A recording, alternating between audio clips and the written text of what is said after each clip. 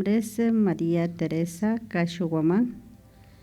Mi encuentro con Jesús era en el 2012, cuando yo llegué a este país y me fui al ministerio CREES, y Dios tocó mi corazón y desde ese momento me tiene hasta hoy en sus caminos.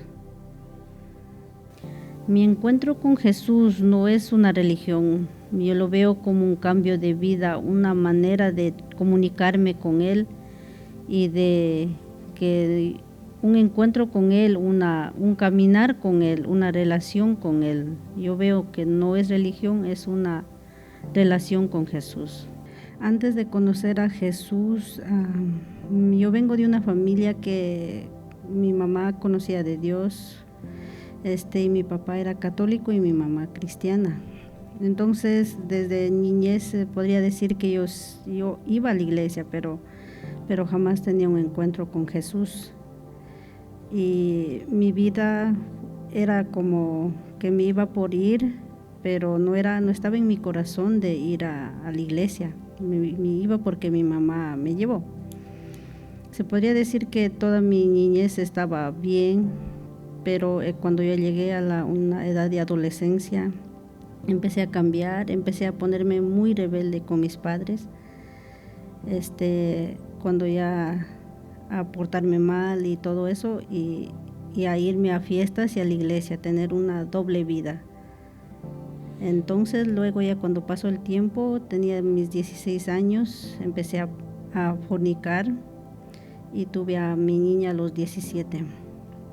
Y cuando ya tuve a mi niña y cuando vi la responsabilidad que yo tenía que criar a mi bebé, tuve como una reacción que hice, que hice, pues es una responsabilidad con mi niña y tener que trabajar para mantenerlo a ella. Y todo eso cuando ya Dios tocó al fondo, tuve que tocar yo al fondo para que yo podía reaccionar, que yo estaba mal. Lo que me hizo reaccionar es de quedar madre soltera y que había problemas para yo poder mantener a mi niña económicamente, diría, y que estaba mal económicamente. Y cuando mi hija se empezó a enfermarse cada momento y no tenía apoyo de un papá de mi hija para poder yo salir adelante con ella. Y eso fue lo que me hizo que reaccionara y que pensara en mi niña primero antes que en mí.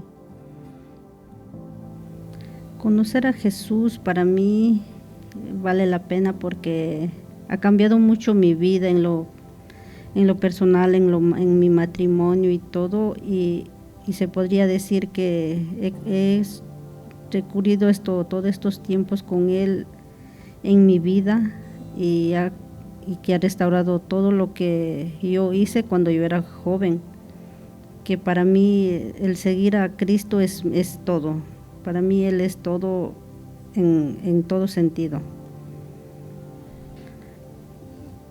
A mi vida ahora, después de que conocí a Jesús, tengo la vida como, no soy perfecta, diría, pero trato de ser lo mejor que puedo con mi esposo, con mis hijos y la bendición que Dios me dio. Tengo, aparte de mi niña, tengo 2 hijos más.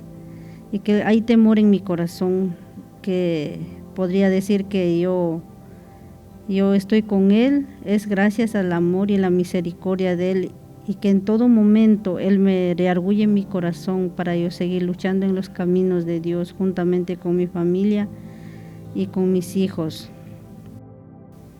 En el 2004 tenía pues a mi hija enferma, casi todo el tiempo estaba enferma.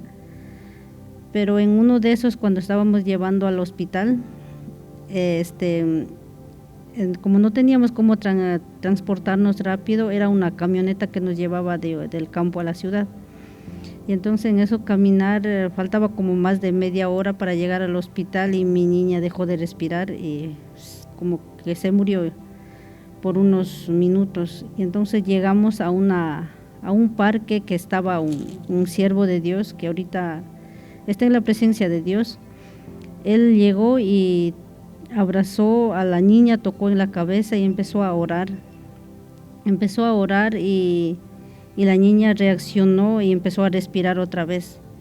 Y nos fuimos al hospital. En ese momento pusieron oxígeno y todo, y mi niña y hasta ahora vive, porque gracias al amor, la misericordia de Él, es que puso a ese varón ahí para que orara y le dijera que esta niña no va a morir, va a vivir.